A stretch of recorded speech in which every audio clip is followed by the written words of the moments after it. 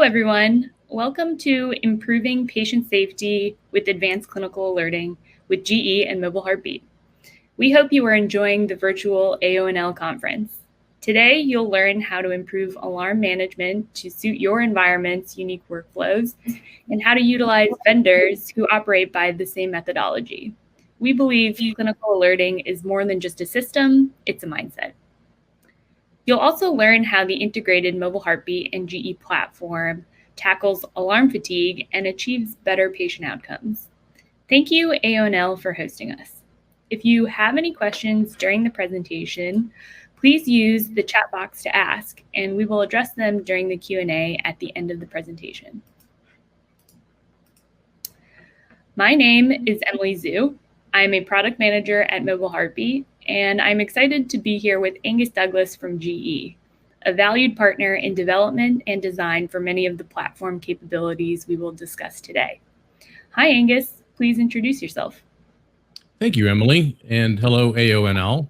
My name's Angus Douglas, and I'm the Chief Mobility Architect at GE Healthcare's Life Care Solutions Division. Over the past 11 years, I've been involved with GE's efforts to optimize alarm management. And as we mobilize more and more workflows, this initiative has broadened into an entire suite of disruptive technologies that incorporate live access to streaming patient data, clinical command centers, and AI-based systems to enhance information awareness.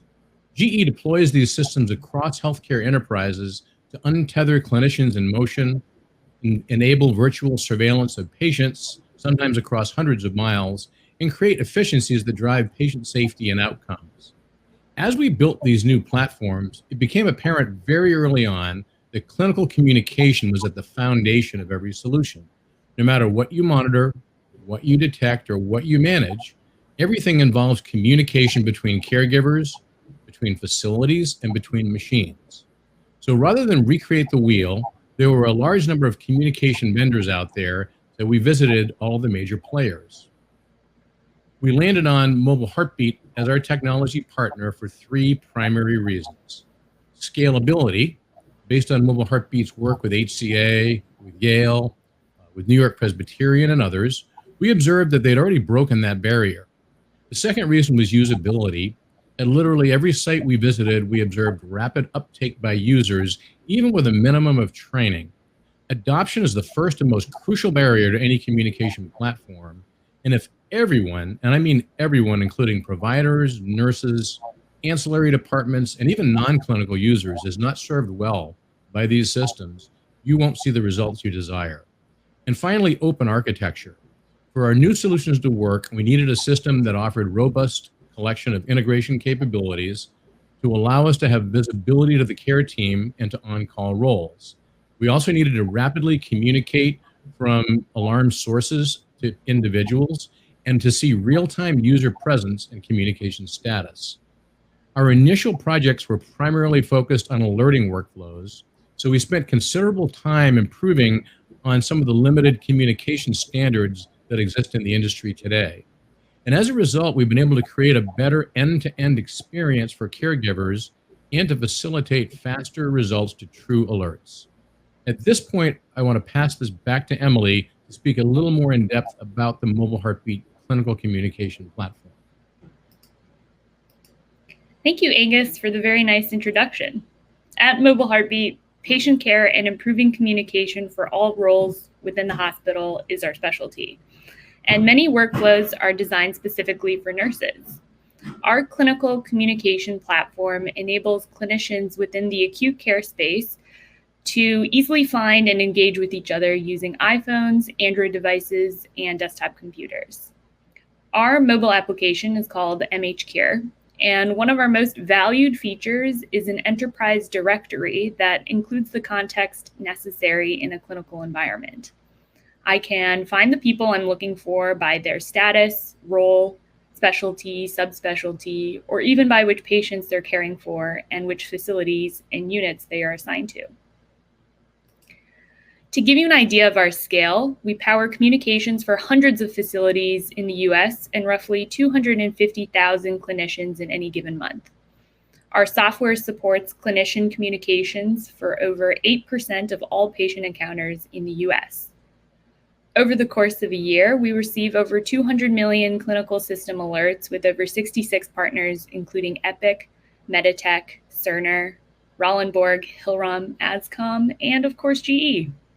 With GE, we have rolled out to close to 30 different facilities. At this point, I'm going to hand it back to Angus to introduce our methodology concerning clinical alerting, specifically on smartphones. Thank you, Emily. One of the first integrations that we see hospitals implement when they deploy smartphone-based communication is clinical alerting. Alerting usually starts simple.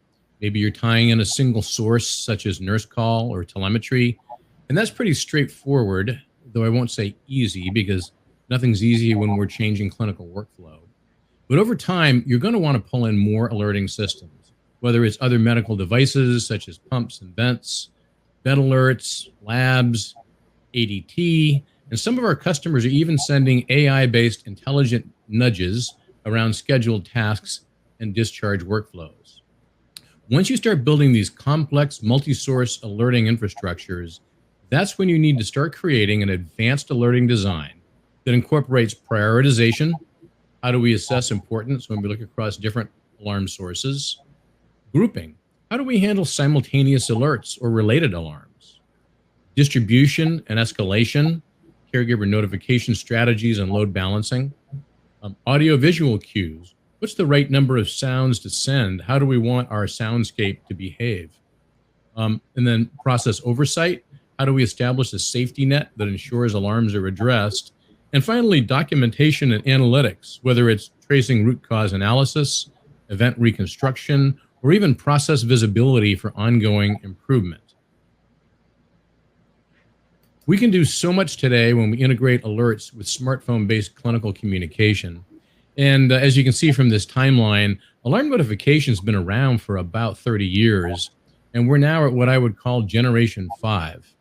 We've come from one-way pagers in the early 90s, to two-way pagers, and then to feature phones a little as we passed the year 2000. We added some static content to alarms, such as waveforms and lab values, anything to enable additional clinical context in Generation 3. In fact, most systems out there today are still stuck displaying only static content with events. In 2014, however, GE and Airstrip collaborated to release the first system where caregivers could see live data at the touch of a button to help them answer the question, do I need to drop everything and run to this bedside, or can I exit gracefully from the current bedside? Or is this a false or non-actionable alarm?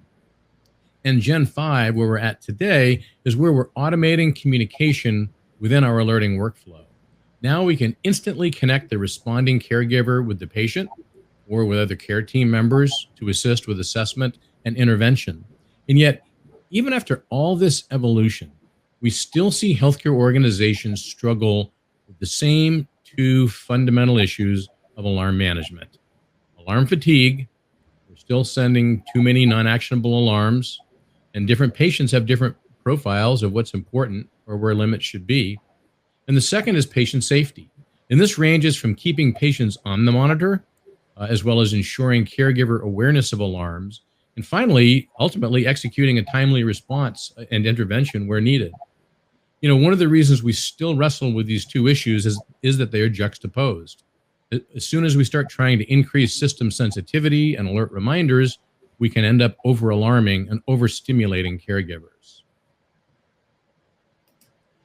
In this slide here, we listed some statistics. We listed them as a range because they come from a variety of source studies, ranging from the Johns Hopkins study of a decade ago that was so well known, also included some more recent industry articles, and even a study that we did at GE where we studied more than 500,000 alarm events across 10 hospitals.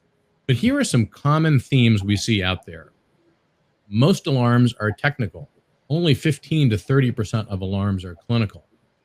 With technical alarms, things like leads fail, probe, battery, you name it, approximately 50% of technical alarms are preventable if we could proactively communicate when patients are coming off the monitor. And then 60 to 70% of adverse events occur during unmonitored time. This is really important Frequently when hospitals approach us to discuss alarm management, this is the driving force. Looking at the clinical side of alarms, and this has really been consistent for a long time, but 80 to 90% of clinical alarms are false or non-actionable. So that means they require assessment. And 20 to 50% of telemetry alarms across all of these different studies were not acknowledged at all. And that furthermore led to 15 to 20% of alerts being a repeat of a previous unhandled alert. We're essentially adding to our own alarm burden when caregivers are too overwhelmed to respond to alarms. In one final statistic, approximately 50 to 75% of alert communications go undocumented. So that makes it harder for us to see where our gaps are and how we might address them. It's a sad thing that all these statistics have changed very little over the date range of these studies. What we discovered at sites over the past several years is virtually identical to what we saw 15 years ago. And the challenge is actually becoming even greater as more load is placed on limited nursing resources, as well as during the recent global pandemic that further exacerbated it. So what are we doing? At GE, we've been working for years to harness the latest technologies to address these challenges. And we've had a focus on, number one, eliminating all noise. And that doesn't just mean audible noise. That just means all interruptions that are not actionable. We need to have a real world understanding of what our caregivers are truly acting on. Second of all is increasing efficiency. So how can we remove steps to prioritize, identify, and communicate alerts? The third one is supplying caregivers with better information, whether it's live streaming data, event history, or AI-based event analysis. We want to supply more information at the point of need so they can make better decisions in the moment. The fourth one, enabling rapid consultation and team engagement. This is about accelerating alarm response and treatment for actionable alarm conditions. And finally, adding a layer of alarm triage and oversight through central monitoring. This topic of central monitoring, as contrasted with distributed alarm notification, is a widely debated strategy and one which has sort of gone up and down over the last few decades. Recently, we see this on the rise across many healthcare organizations, and there are several reasons for this. With the increased pressure on nursing resources recently, more and more organizations are offloading to monitor techs the task of initial alert assessment, monitoring devices, and documenting rate and rhythm as well as communication. This takes a substantial burden off of nurses on the floor, allowing them more time at the bedside versus triaging non-actionable alarms. The second driver is patient safety, which is always a driver. And we previously mentioned the sentinel events typically live during unmonitored time. Having an additional layer of oversight by monitor techs ensures that unmonitored time and alarms are addressed in a timely manner. And thirdly, and it was kind of interesting, the two alarm strategies that were deemed most impactful in the well-known Johns Hopkins Alarm Improvement Study were adding monitor watchers and deploying wireless alarm notification to nurse-carried devices. And starting about 5 or 6 years ago, we began to combine these two strategies in a much more meaningful way with what we call the digital CMU. This is depicted in the slide you see here, where we enable sort of the four primary functions of the CMU. So intelligent assessment, direct dispatch to the caregiver, process oversight to alarm response, and documentation. And we're deploying this as a shared enterprise service. We were able to optimize this using the technology stack you see at the bottom of the slide that includes an alarm management dashboard for monitor techs that provides one-touch dispatch. It provides real-time visibility to staff response, as well as automated stopwatches and reminders. This enables enhanced vigilance and allows techs to focus more on patients and less on the details of the communication process.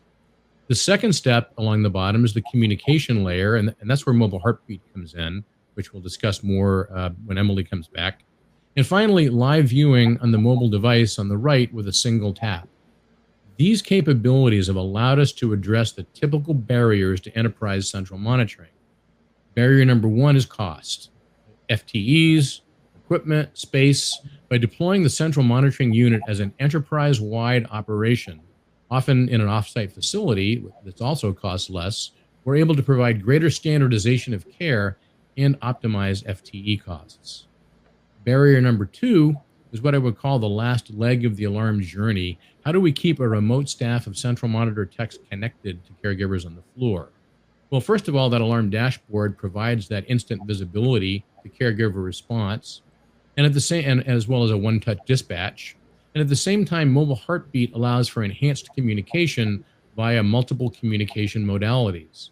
As communication is enhanced both ways, now it's much easier for the nurse or nursing assistant to inform their monitor tech proactively when patients are disconnected. And this can dramatically decrease the number of audible alarms being sent to the floor. At this point, I'd like to pass it back over to Emily to discuss some of the specific areas where mobile heartbeat focused in order to optimize these alarm workflows. Yeah, thanks so much, Angus, for framing some of the challenges, but also opportunities with alert management, and for introducing several communication strategies that we've implemented together, like the CMU. As Angus touched on earlier, alarm fatigue and workflow inefficiencies are still a major challenge for nurses today. Over the past few years, together with the GE team and ADSCOM, another chosen partner, we have made major enhancements to MHCare to improve this experience.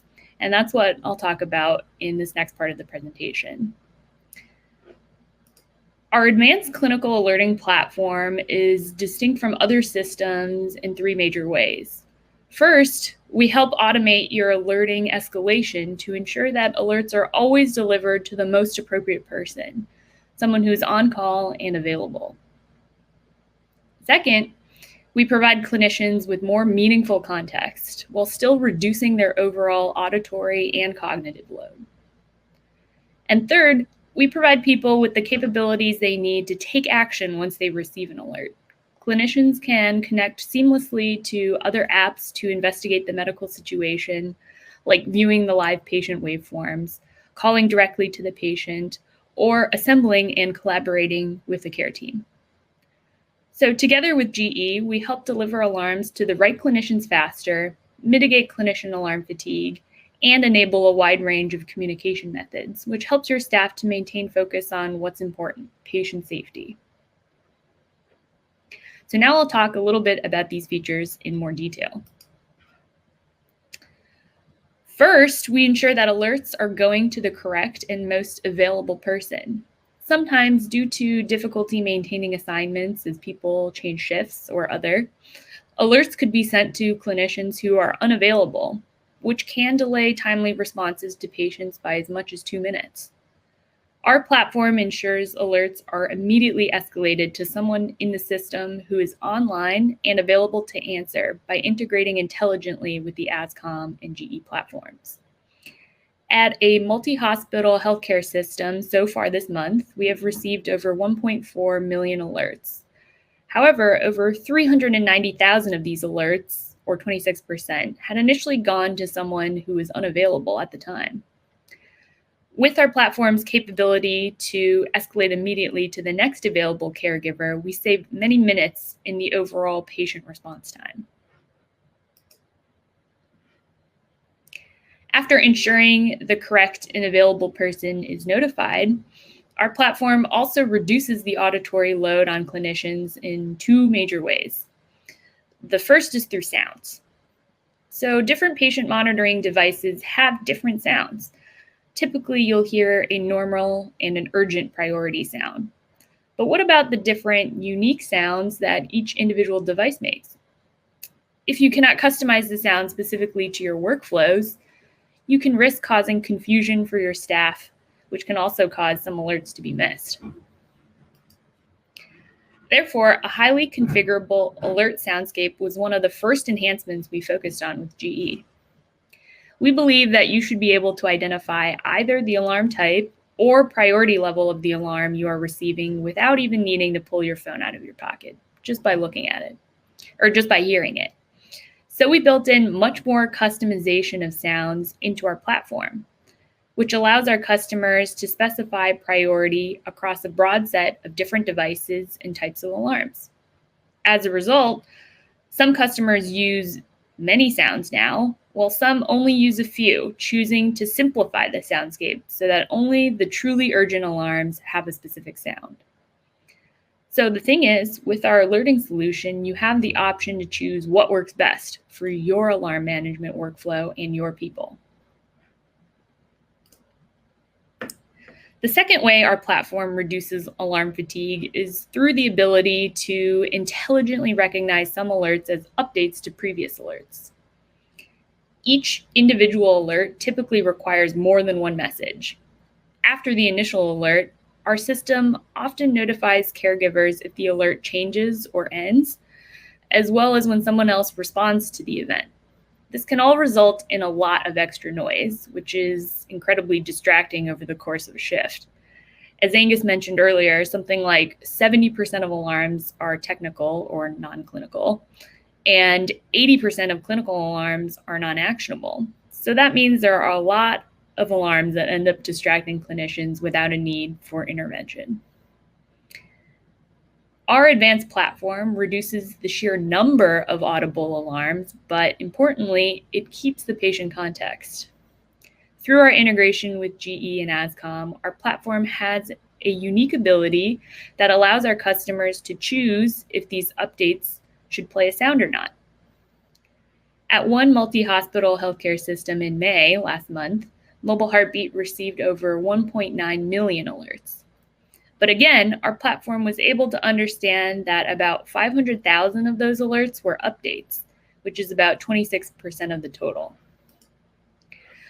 By being able to silence those updates, our platform helped reduce 26% of alert notification noise at this particular healthcare system.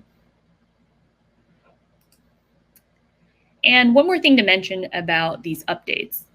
Sometimes clinicians lack the context that they need to know if the situation has been addressed or not, which can often unnecessarily duplicate efforts between clinicians and waste everyone's time. With our advanced clinical alerting platform, you can easily see whether an alert has been escalated, unanswered, or handled with timestamps. So now you can imagine not only are there fewer notification sounds, but you have more context around the resolution of a particular event, even if you were busy with other things. To continue to build a contextual understanding around a particular event, we also created a feature called Launch Points. A few years ago, clinical communication apps and the mobile EHR were the main reasons why clinicians needed smartphones. But we've seen the adoption of many powerful clinical mobile apps, which creates an ecosystem on the phone that allows clinicians a lot more context and the ability to access information, communicate, and collaborate on a decision all from one device. So Mobile Heartbeat's Launch Points streamline the workflows between all of these applications.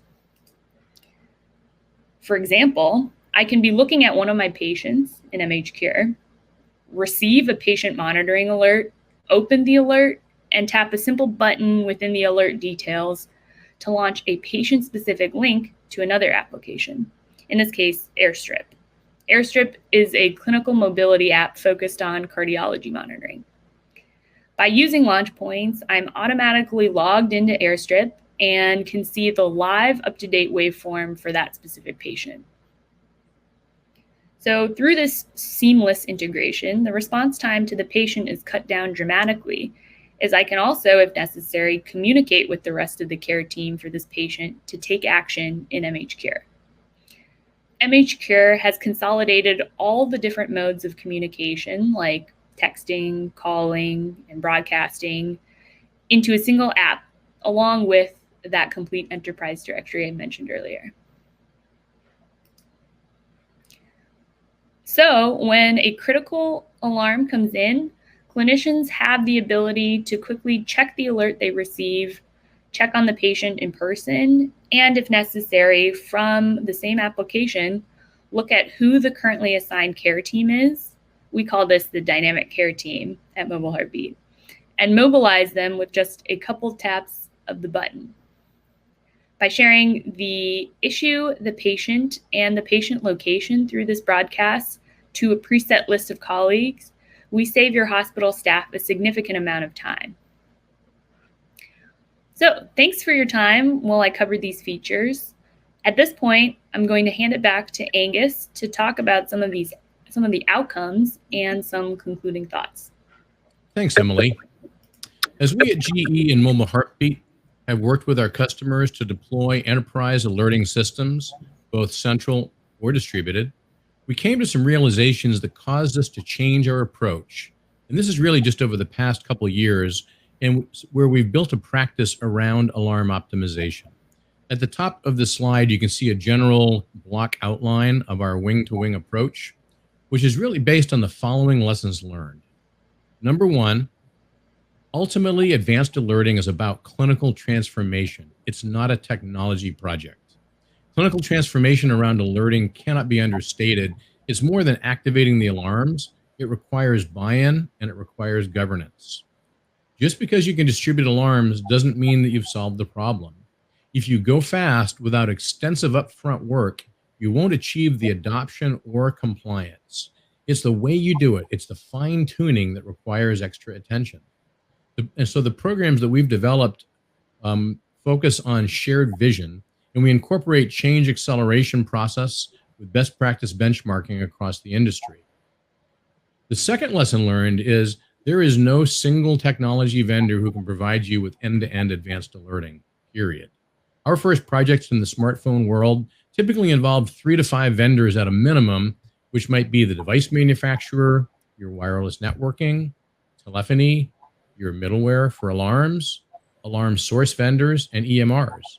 These projects felt like 5 projects around architecture, user training, and end user experience. And that could range from users having to log into multiple systems, or having to navigate different user interfaces, or having to perform multiple patient lookups. We spent a lot of time with our vendor partners to build a programmatic approach that considers how caregivers experience this from end to end, making this feel like one project, one design, and one user experience. Mobile Heartbeat helps us with this process by enabling us to build a seamless mobile ecosystem with the ability to launch in and out of underlying apps with a single tap, which is what Emily just showed you with the launch points segment.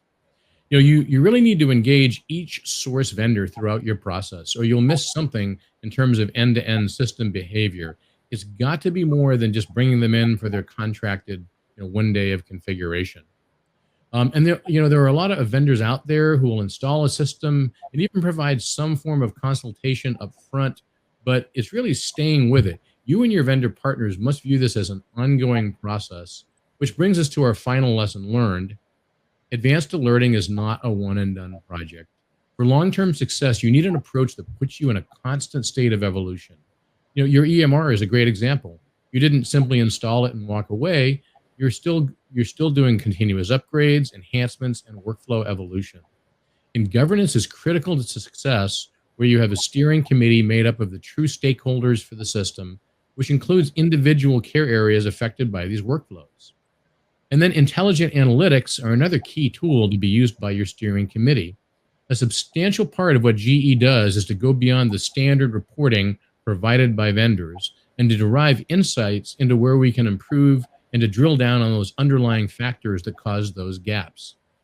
We also want to be able to reward success by recognizing exemplary departments and individuals. The 2 annotated reports at the bottom of the slide are just a quick example of some of the custom insights that we've provided to customers in the past. So at this point, I'm going to pass this back off to Emily for her final thoughts on lessons learned. Thanks so much, Angus, for your thoughtful conclusion. Mobile Heartbeat and GE have spent years collaborating on the clinical alerting solution that we described today. And we are committed to a long-term partnership that will ensure the advanced solution evolves with the needs of your clinicians on the front lines of patient care. If you would like to learn more about our platform or our partnership, please stop by our virtual booth for a visit or set up a meeting. If you have any questions, we'll be happy to address those now or at the booth. Thank you so much for your attention and interest today. We hope to see you soon. Thank you all.